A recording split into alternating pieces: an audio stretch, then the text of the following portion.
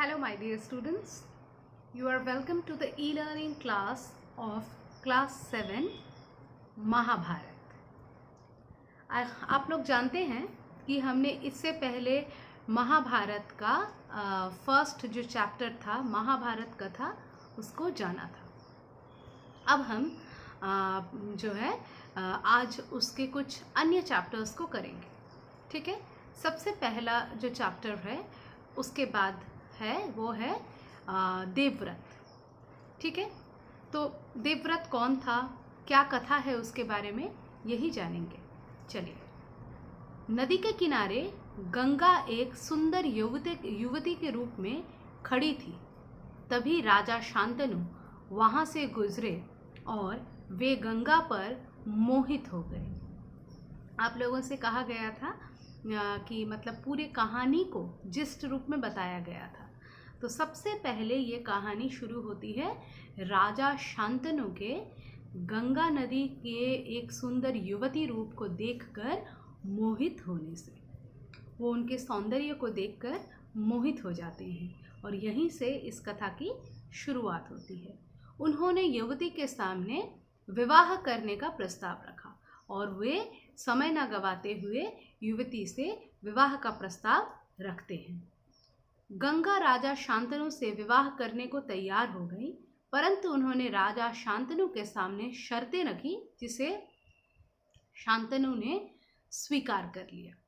तो क्या हुआ कि मतलब शादी के लिए गंगा तो मान गई, लेकिन उन्होंने शादी के लिए मानने से पहले कुछ शर्तें रखी और कहा कि यदि आप मेरे इन शर्तों को मान लेंगे तभी मैं विवाह के लिए राजी होंगी।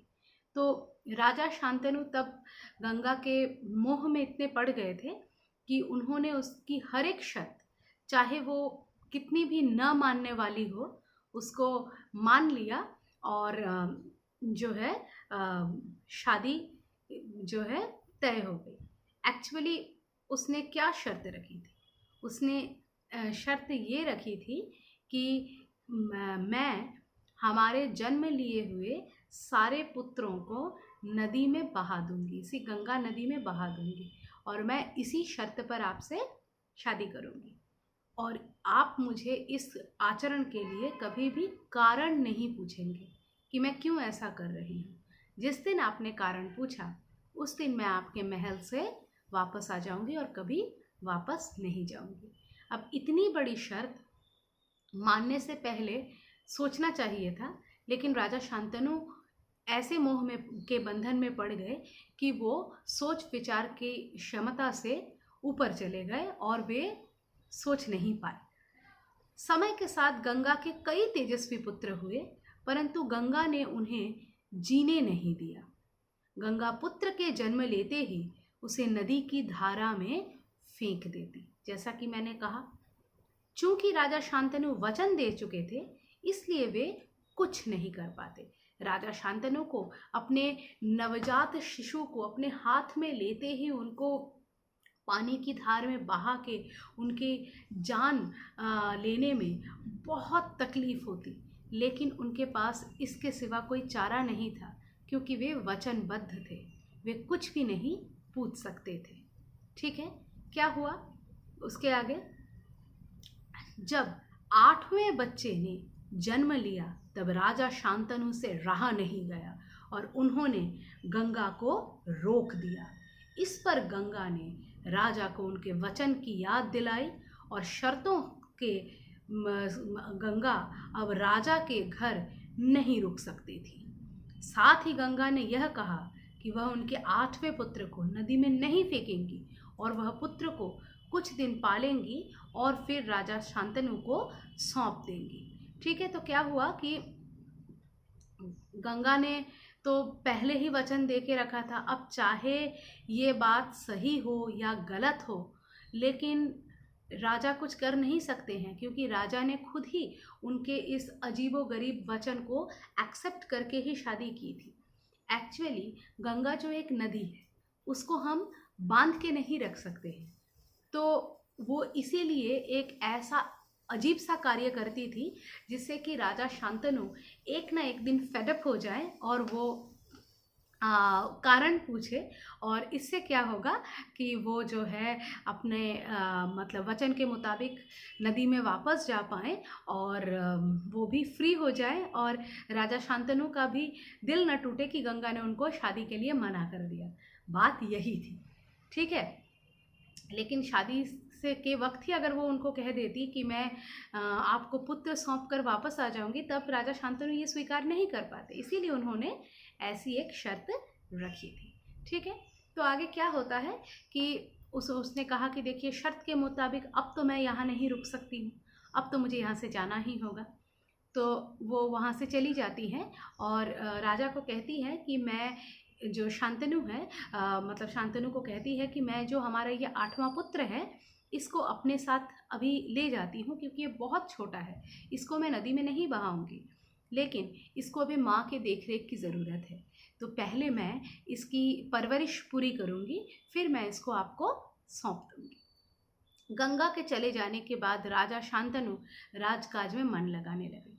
अब वो भी किसी न किसी तरह से अब मोह से बाहर आ गए, और वो राजसी काम काज में मन लगाने लगे। एक दिन राजा शिकार खेलते हुए गंगा के तट पर चले गए। वहां उन्होंने एक सुंदर और गठीले युवक को नदी की बहती हुई धारा पर बाण चलाते देखा।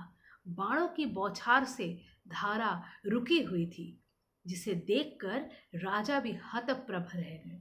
तो एक दिन, अब वो तो कामकाज में अपने लीन हो गए, इसी तरह से वो सब कुछ भुलाकर अपना राजपाट संभाल ही रहे थे। लेकिन एक दिन जो है किसी शिकार के मतलब कारण राजा जो है गंगा के तट पर पहुँचे। अब आप तो ये जानते ही हैं कि पुराने ज़माने में जो राजा थे, उनका शिकार एक मतलब शौक हुआ करता था, और वो शिकार करने के लिए जाते भी थे। तो ऐसे ही शिकार के लिए गए और देखा कि एक युवक जो है वो नदी की धारा में, गंगा नदी की धारा में तीर चला रहा है, तीरों की बौछार कर रहा है, और ऐसा उसने तीर चलाया है कि बहती हुई नदी की धार जो है रुक गई है। तो ये देखकर राजा बहुत आश्चर्यचकित हुए, हतप्रभ हुए, मतलब आश्चर्यचकित हुए, ठीक है। तो तभी वहाँ गंगा उनके सामने आई और बताया कि यही राजा और उनका 8वां पुत्र देवव्रत है, जिसे महर्षि वशिष्ठ ने शिक्षा दी है, और राजा शांतनु देवव्रत को लेकर वहाँ से चल दिए, ठीक है। तो क्या हुआ कि इसके बाद जो है कि राजा को मतलब तुरंत जो है वो गंगा जो है प्रकट होती हैं और आ करके बताती हैं कि ये जो आप देख रहे हैं कि ये महान सा पुत्र, ये महान तेजस्वी बालक कोई और नहीं, हम दोनों की 8वीं संतान है, और मैंने इसका नाम जो है देवव्रत रखा है, और इसको किसी और ने नहीं, महर्षि वशिष्ठ ने ट्रेन किया है, इसको प्रशिक्षण दिया है, कि इसीलिए ये धनुर्विद्या और सारे विद्याओं में जो है इतना पारंगत है, इसलिए ये इतना जो है मतलब सब कुछ करने में सक्षम है। ये बताया, और बताकर अपने वचन के मुताबिक देवव्रत को जो है राजा को सौंप दिया, और राजा देवव्रत को लेकर खुशी खुशी अपने राज्य, अपने बेटे को लेकर लौट आए। और यही जो देवव्रत है, ये आगे चलकर भीष्म पितामह बने। ठीक है, आज के पाठ के लिए इतना ही। धन्यवाद।